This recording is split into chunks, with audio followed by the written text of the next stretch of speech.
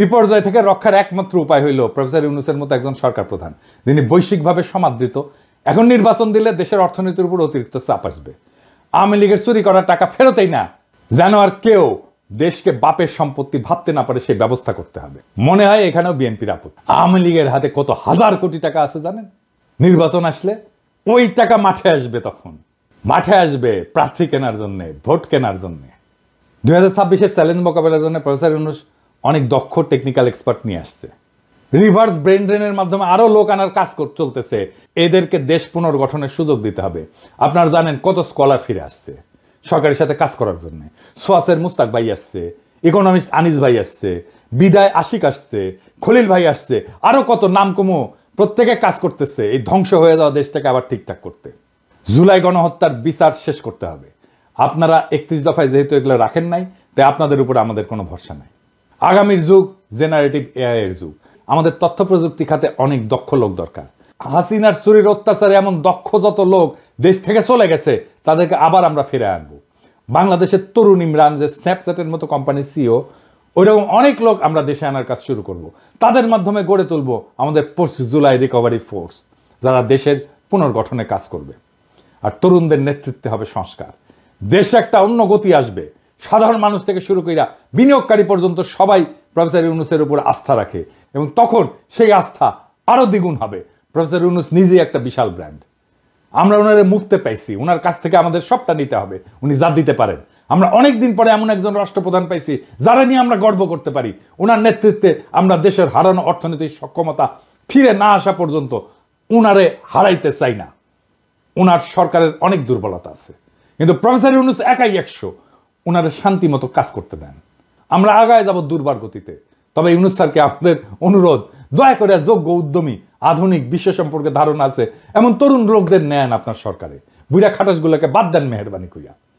আর BNP এই জন্যই কথা বলার সুযোগ পাচ্ছে, এই জন্য নির্বাচন করে তর পাচ্ছে। বিএনপি নেতাদের জন্য আমার একটাই মেসেজ। আমি যে চ্যালেঞ্জগুলোর কথা বলছি, সংস্কারের কথা বলছি, 31 দফায় জুলাই অভ্যুত্থানের কথা না থাকার কথা বলছি, এগুলোর উত্তর দিয়ে দয়া করে নির্বাচনের কথা বলবেন।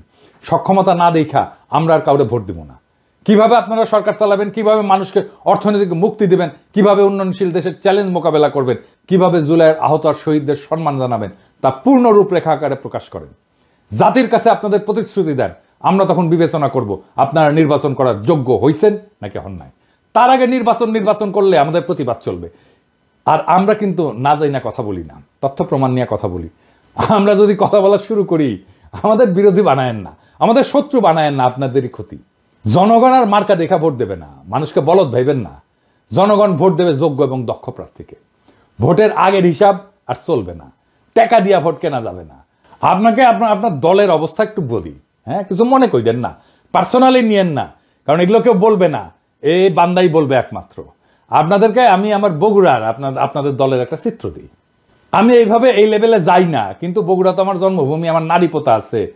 আর বগুড়া হইতেছে সেই বগুড়া, যেই বগুড়া বিএনপির পুণ্যভূমি, জিয়াউর রহমানের জন্মস্থান।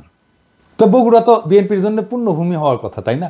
এখানে মডেল বিএনপি থাকবে, এখানে বিএনপির জেলা কমিটি হবে, একটা মডেল কমিটি, যা সারা বাংলাদেশের মানুষ দেখবে আর বলবে ওয়াও কি চমৎকার কমিটি, কি সুন্দর কমিটি।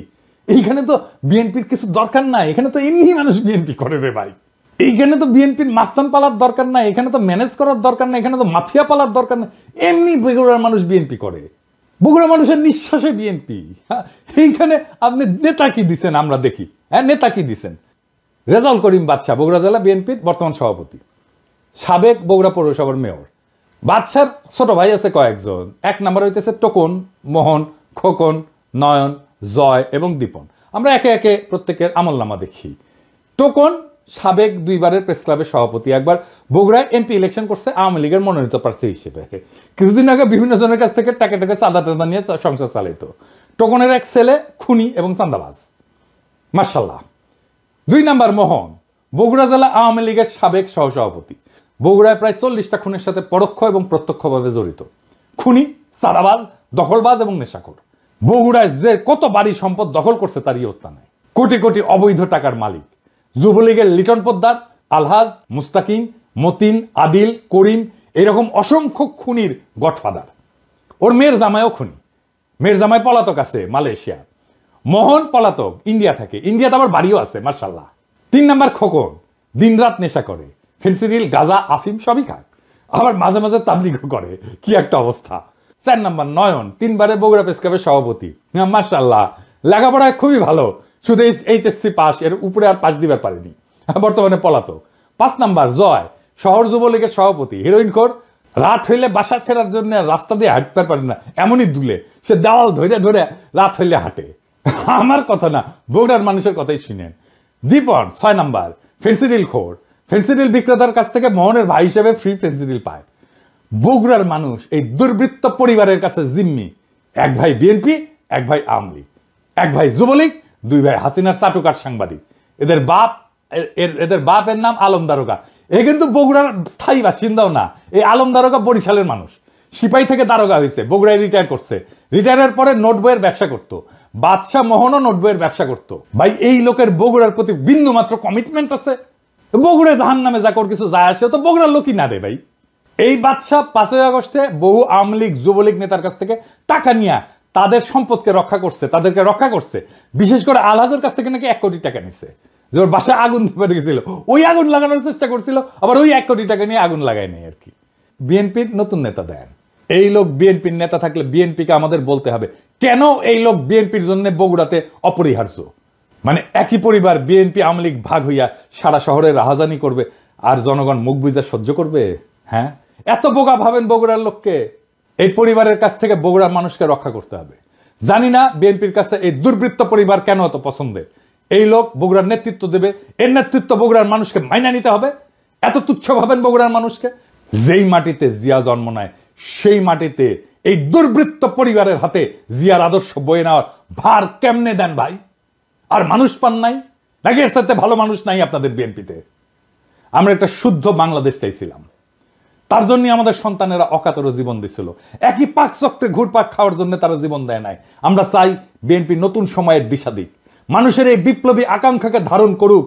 আমরা একটা নতুন বাংলাদেশ চাই। আপনাদের দল পরিশুদ্ধ করেন, দেশের অর্থনীতি গতিশীল করে সব চ্যালেঞ্জ মোকাবেলা করে প্রফেসর ইউনূস যথাসময়ে নির্বাচন দিবেন।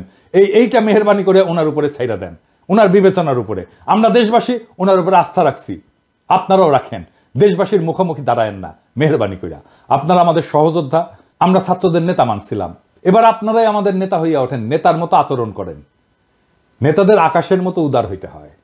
নেতা সেই যে নিজে কাঁদে অন্যকে কাঁদায় না, নেতা সেই যে কোনো কিছুর আকাঙ্ক্ষা করে না, নেতা সেই যে জনগণের সব কষ্টকে সব দুঃখকে নিজে আপন কইরা নিতে পারে, নেতা সেই যে সবচেয়ে দুর্বল মানুষের আশ্রয় হয়ে উঠতে পারে। নিজেকে প্রশ্ন করেন সেই জায়গায় আসছেন কিনা, না আসতে পারলে অপেক্ষা করেন। ইনকিলাব জিন্দাবাদ।